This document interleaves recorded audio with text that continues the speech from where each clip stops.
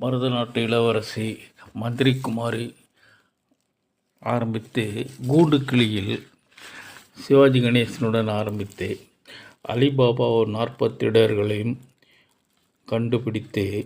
தாய்க்கு பின் தாரம் என்று மன்னாதி மன்னனாக வாழ்ந்த மக்கள் திலகம் தாய் சொல்லை தட்டாமல் வாழ்ந்தார். ராணி சம்யுக்தாவை ஆரம்பித்து தாயை காத்த தனையனாக விக்ரமாதித்தனை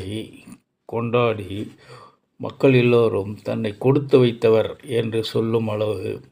பரிசுகளை அவர்களுக்கு வழங்கி வேட்டைக்காரனாகி தெய்வத்தாயிடம் ஆசி